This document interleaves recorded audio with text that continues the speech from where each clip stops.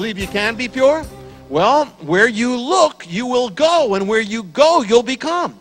So don't say, hey, I'm just not pure, I'm struggling with all this stuff all the time.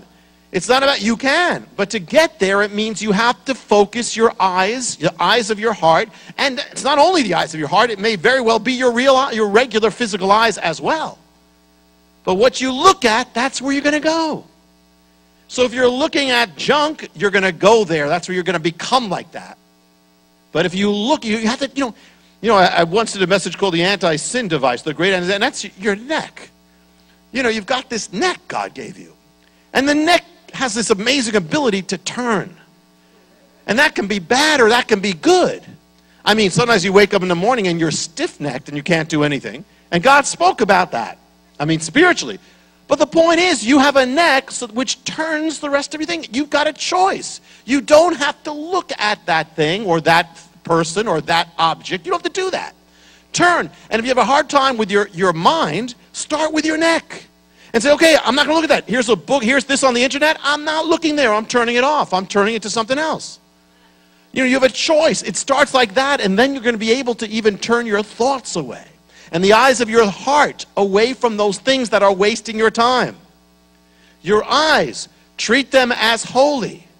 Let nothing in that's not pure. What you look at, you'll become. The eye is the window of the soul. Treat your mind as a holy vessel.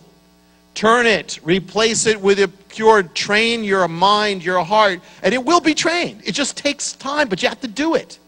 Make a choice. Make a little step, and then keep doing a bigger step. But where you look, you're going.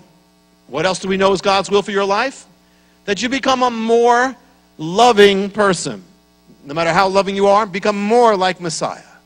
So how do you become more loving?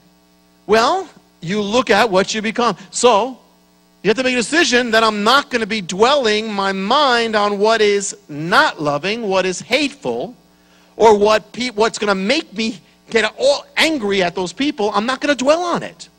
I'm going to turn away from those things that are negative. I'm going to turn away from the things that people did to me. I can't look there. Because if you look there, you're going to go there and you're going to become that. I mean, if you're thinking about this, if you're dwelling all the time on what people did to you, where are you going? You're not going forward, you're going backwards. If you think about the faults of other people, is that going to make you more loving? You look in the direction of love. It's bad enough that you were hurt once. Why hurt yourself twice and 3 times by replaying it again and again? Why imprison yourself in a prison of bitterness? I knew a minister once who destroyed his entire ministry because he believed that these people had sinned against him in ministry, and he held on to it until it destroyed his ministry, destroyed his health. He was almost dead. If you were to become loving, you got to look in the direction of love. You got to look in the direction of love. Look at what is good, starting with God. Then on everything else, look at love. Look at the things which make for love. His love for you. And whatever is good. And what does the Bible say?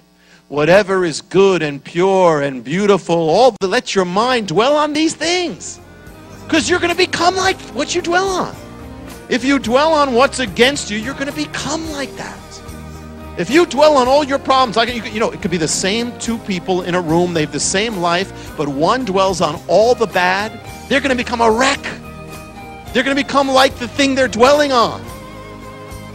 But the one who dwells on God, like Paul in a prison, is going to become like God, is going to become above their situation. They're going to become more and more like Jesus.